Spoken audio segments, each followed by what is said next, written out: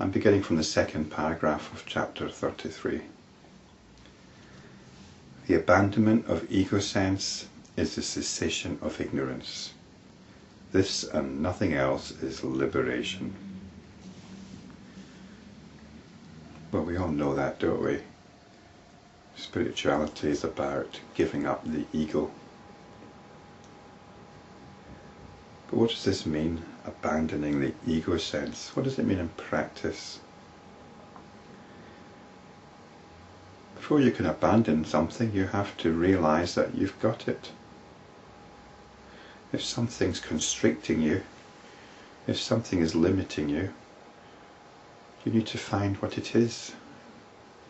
If you've got a tightness in your stomach, then maybe it's because your belt is too tight. So you have to loosen the belt. Is abandoning the ego sense, or even loosening the ego sense, as straightforward as loosening the belt? Well, first you've got to identify the ego sense. And if you're asking, well, who is it that's identifying the ego sense? Well, there's your answer.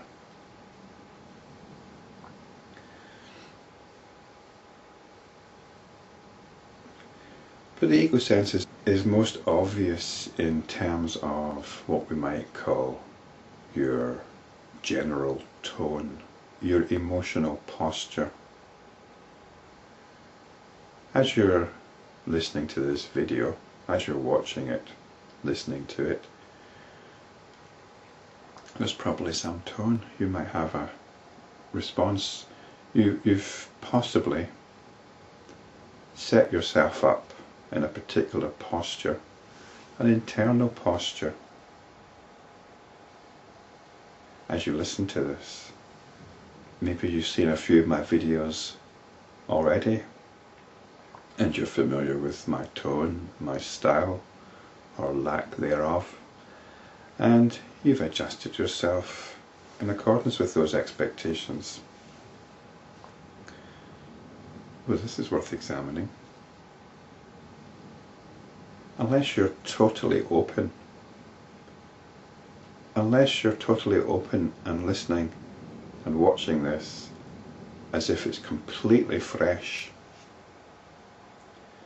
then you've adopted a posture, and there's the ego sense. Here's the ego sense at work. The ego sense goes through the days adopting postures in keeping with its habits and expectations. This is what needs to be abandoned, but first you need to become aware of it. First of all, you need to become aware that this is actually what's constricting you, it's what's limiting you. Once you see it, once you have identified it, it might even be a bit of a revelation, but don't go with the revelation. Once it's identified, you don't set another part of the ego up and say, yes, I've noticed my ego sense. Haven't I had a breakthrough here? Aren't I aware? Well, what's that? There's the ego sense again. The ego sense congratulating itself on identifying the ego sense. You abandon it, you drop it. And then what do? You keep on looking, because it's not a once and for all thing. Abandoning the ego sense is ongoing. It's ongoing recognition and ongoing dropping. You don't muse upon the abandonment of the ego sense. Once you start musing upon it, once you start thinking about it, you're caught up in the ego sense.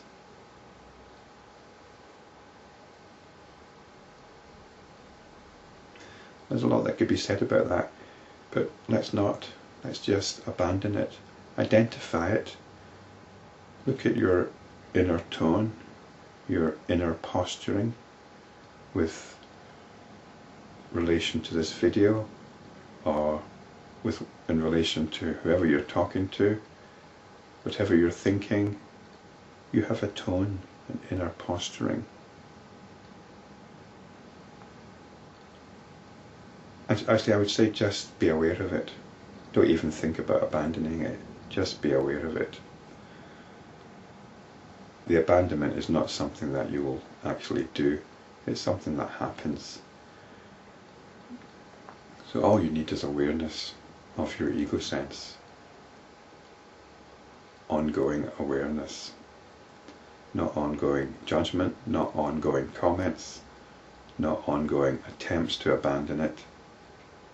Just awareness of your ego sense, and let the abandonment take care of itself.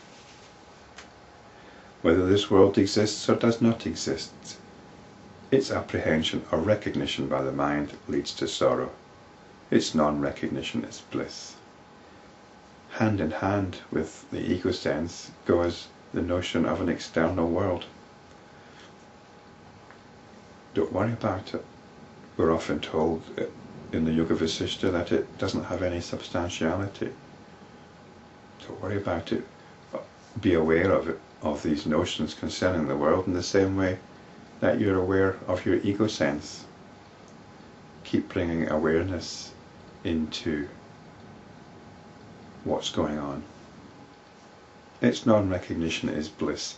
A sense of being can develop.